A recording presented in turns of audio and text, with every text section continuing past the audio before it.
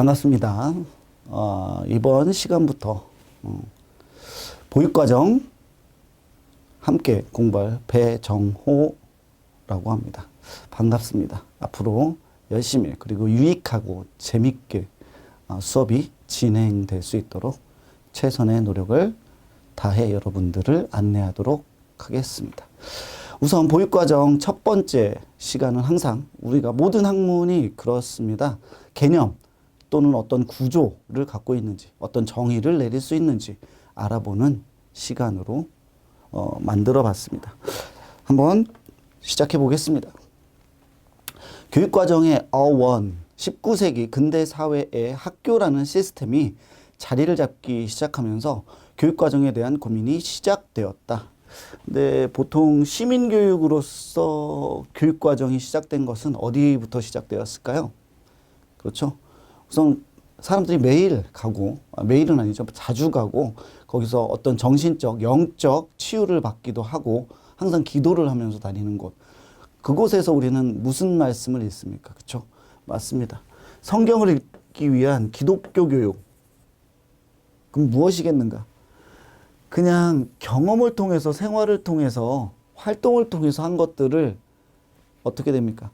후대에 가르쳐주고 하다 보니까 양이 점점 늘어나고 또 복잡 다단해지는 것을 체계적으로 시스템적으로 정리를 하다 보니 이렇게 된 것이란 얘기죠. 그런데 자꾸 그 쓰여진 체계화된 것들만 강조를 하다 보면 어떻습니까? 일상생활에서 우리가 잘 살기 위해서, 참 잘 살기 위해서, 건강하게 행복하게 살기 위해서 만들었습니다. 근데 반대로 이제 본말이 전도돼서 자꾸 교육이 일상생활을 압도해버리고 지금 그런 현실이죠.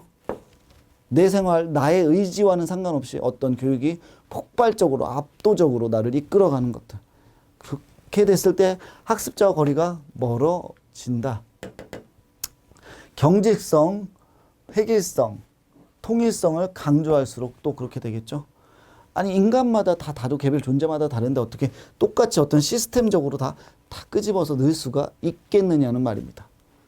중앙집권적 교육과정 체제, 교사 및 사회중심 교육과정, 표면적 교육과정을 강조한다. 그래서 국가 수준의 교육과정을 운영하면서 항상 무엇을 합니까? 특성화라는 것을 강조합니다.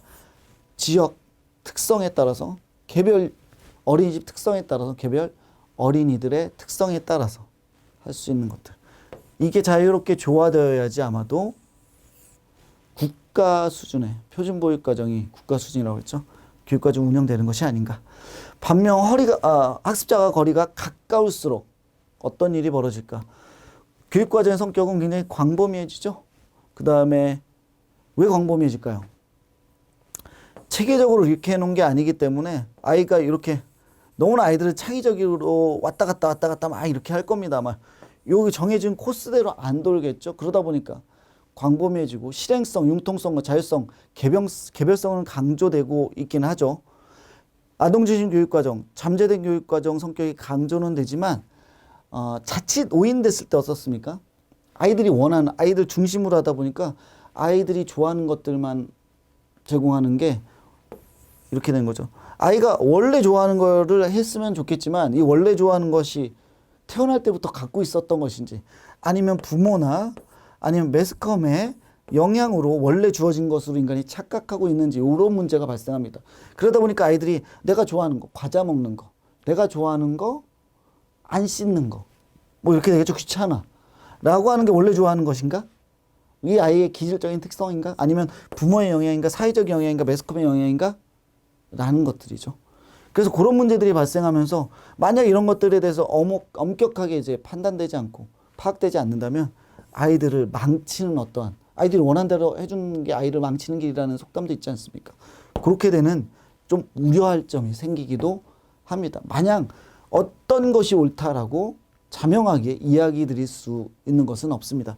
여러분들도 요 사이에 중간에 어느 지점이 있을 겁니다. 종합적, 뭐 이제 교수자와 가까운, 그 다음에 학습자와 가까운, 뭐 이런 것들이죠. 학습자와 거리가 멀수록 가까울수록 중간에 나는 어느 정도가 적절한 접점이겠다.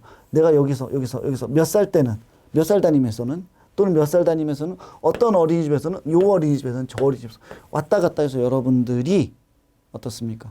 그 균형을 찾아 나가는 우리나라 말로 중용이라는 거죠. 그런 교사의 역량이 아마도 제가 보기에는 핵심 역량이자 전문성이라고도 볼 수 있을 것 같습니다. 이상으로 마치겠습니다. 감사합니다.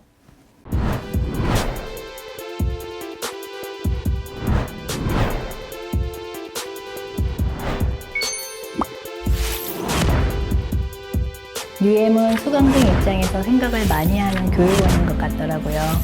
수강생 관리나 수업 환경 등 전체적인 시스템이 수강생에게 딱 맞게 잘 되어 있어서 만족스럽게 수업을 들을 수 있었습니다.